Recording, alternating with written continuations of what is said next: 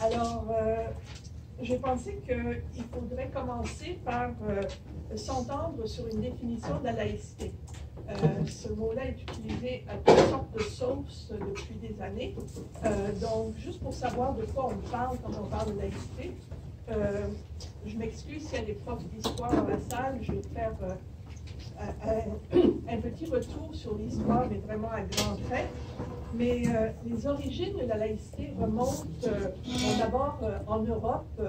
Il y a très très longtemps, l'État puisait sa légitimité dans l'Église. L'Église agissait au nom de Dieu et il y avait donc un lien très très étroit entre le roi et l'Église. Avec, à suite aux multiples guerres de religion, puis avec la montée du protestantisme et donc l'avènement d'une pluralité religieuse sur un même territoire, il devenait nécessaire de trouver un modus vivendi, une manière de vivre sans être constamment en guerre de religion. Donc l'État s'est distancé de l'Église et il a puisé sa légitimité, en fait, dans la souveraineté du peuple. Donc, on a là la séparation de l'État et de l'Église, c'est le premier principe de la laïcité, la séparation de l'État et de l'Église. En passant, ce principe n'est pas respecté lorsqu'on récite une prière au début d'un conseil municipal, qui est une réunion publique, ou encore lorsqu'on garde le crucifix à l'Assemblée nationale. Le deuxième principe de la laïcité, c'est la neutralité de l'État. Ça implique que l'État doit être neutre envers toutes les croyances et la non-croyance. Que l'État ne doit ni favoriser ni défavoriser aucune croyance directement ou indirectement. Ces deux principes-là ont pour effet de respecter la liberté de croyance, de conscience, et le droit de tous et toutes d'être protégés contre la discrimination, donc le droit à l'égalité.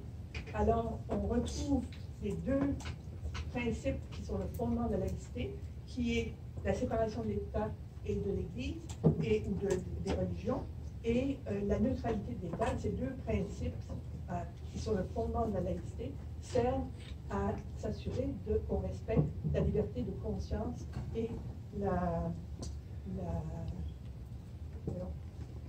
liberté de conscience et les droits à l'égalité. Donc, ces deux choses-là, la liberté de conscience et le droit à l'égalité, sont en fait les objectifs de la laïcité. Maintenant, une fois qu'on a dit ça, ce qu'il faut comprendre, c'est qu'un État laïque n'est pas un État qui fait la promotion de la laïcité. L'État doit être neutre pour garantir la liberté de conscience aux citoyens et citoyennes.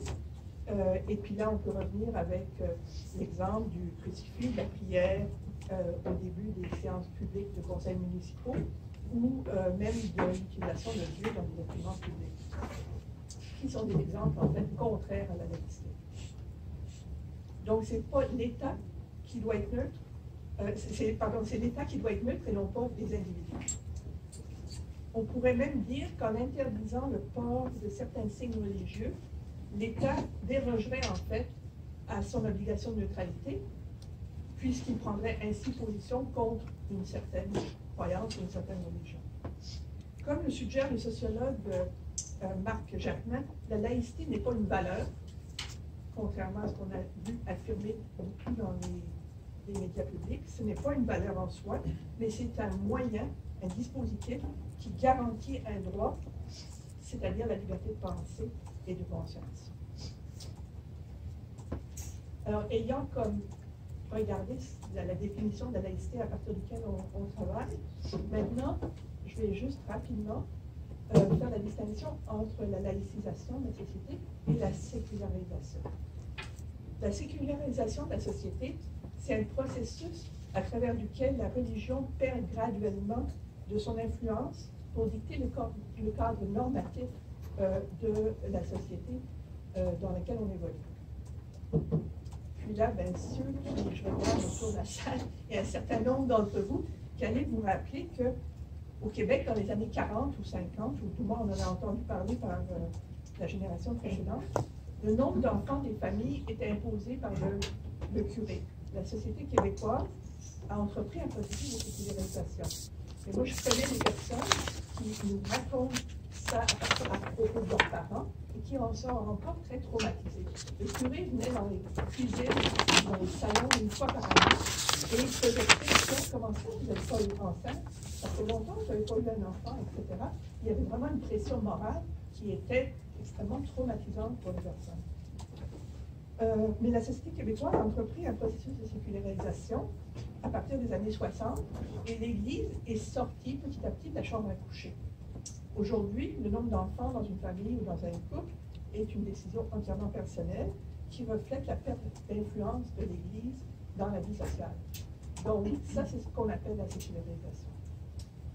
Souvent, on a l'impression que l'objectif de ceux qui parlent de la laïcité, en fait, leur objectif de ceux qui prônent, qui sont les tenants de l'interdiction de signes religieux, c'est plutôt la sécularisation de la société plutôt que la laïcité comme telle. À preuve, ce qui dérange, c'est la religion des autres et non la présence ostentatoire de celle de la majorité. Mais il faut vraiment être clair sur le fait qu'un projet de loi qui interdit les signes religieux n'augmentera aucunement la sécularisation de la société. Ni la foi ni l'absence de foi ne peuvent être réglementées. C'est peut-être un peu fort, mais je dirais que ça équivaut à envoyer des bombes pour instaurer la démocratie. Les pays de l'ancien bloc communiste, qui ont fait penser à Cuba, entre autres, en sont un très bon exemple.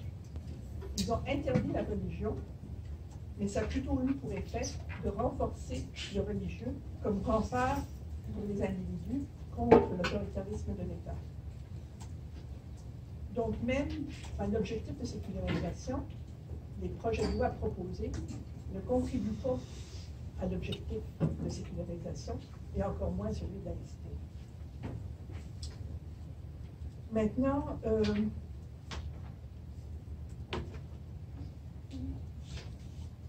Maintenant, derrière les signes religieux, le dit, le non-dit, d'abord, ce ne sont pas toutes les églises, comme je l'ai déjà dit, là, mais les musulmans, et en particulier les femmes musulmanes, qui sont visées par ce projet de loi.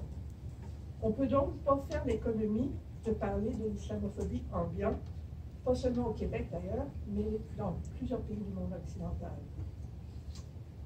L'islamophobie, comme le racisme traditionnel, repose sur la construction de l'autre.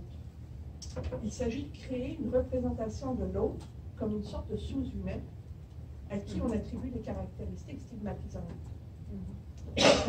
Au XVIIIe siècle, le racisme s'appuyait sur des études pseudo-scientifiques pour justifier la hiérarchisation des races.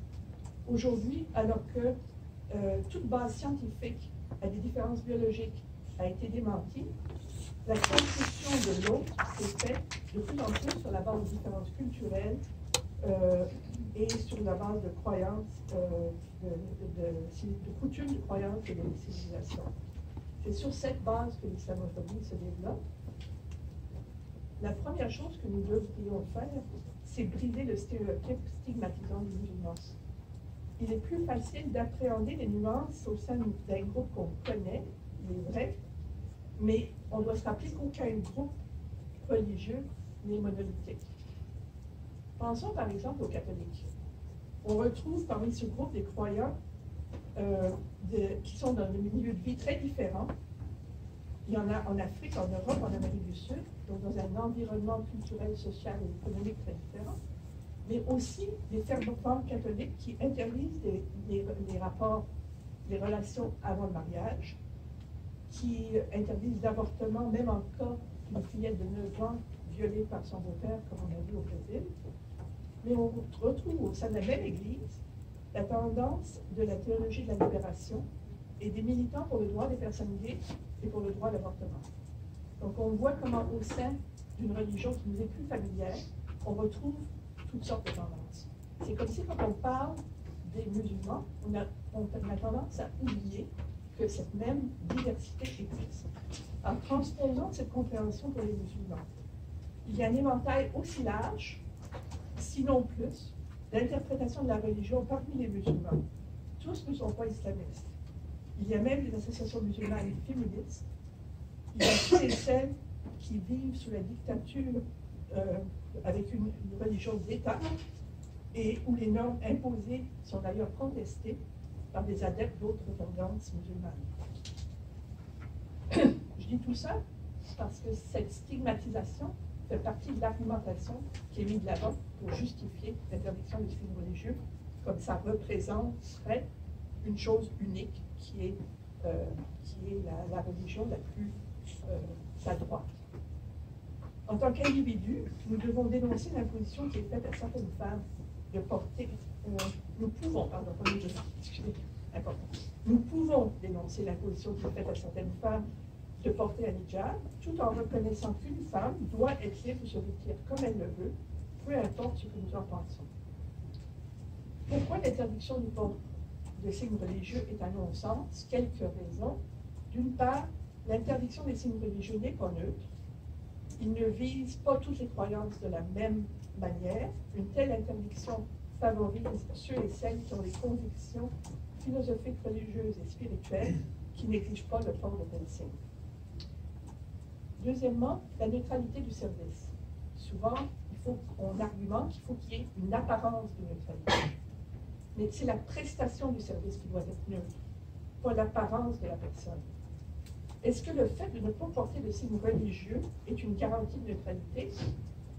En quoi est-ce qu'un hijab serait plus susceptible d'entacher la neutralité que les signes portés, par exemple, par un masculiniste envers une féministe ou par une personne évangéliste envers une non-croyante?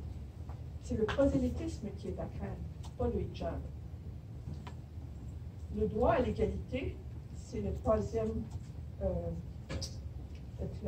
argument qui est à non-sens. Invoquer l'égalité homme-femme pour justifier l'interdiction d'un signe religieux qui serait le symbole d'oppression et exclure ainsi les femmes de certains emplois est un non-sens. C'est entre autres nier que les femmes sont des êtres à part entière qui peuvent prendre des décisions autonomes et on ne doit jamais oublier non plus le lien entre le droit à l'égalité au travail et le droit donc à l'égalité par l'égalité économique. Le droit à l'égalité inclut le droit d'adhérer aux croyances de son choix et celui de ne pas y adhérer. Le droit à l'égalité inclut le droit d'exprimer ce choix librement, autant pour les hommes que pour les femmes. Vouloir restreindre la capacité des femmes d'exprimer leurs convictions, que l'on soit d'accord ou pas avec ces convictions, équivaut à juger les femmes inaptes à décider pour elles-mêmes. De plus, comme je disais tout à l'heure, les droits sont interdépendants. Le droit à l'égalité se matérialise à travers tous les droits reconnus dans la Charte des droits et libertés et la Déclaration universelle des droits de l'homme, dont le droit au travail, le droit à un revenu décent, au logement, à l'éducation, à la santé. N'oublions pas que porter atteinte au droit au travail des femmes musulmanes équivaut à nier leur droit à l'égalité, les renvoie hors de la société active et donc plus vulnérables encore à des abus. Ouvrir les portes du marché du travail, c'est leur donner accès à une clé vers l'autonomie. Et puis, comme vous avez peut-être vu, beaucoup de ce que j'ai dit se retrouve dans la brochure qu'on a faite sur la laïcité, On étant la Ligue des droits et libertés. Vous allez déjà en prendre des copies.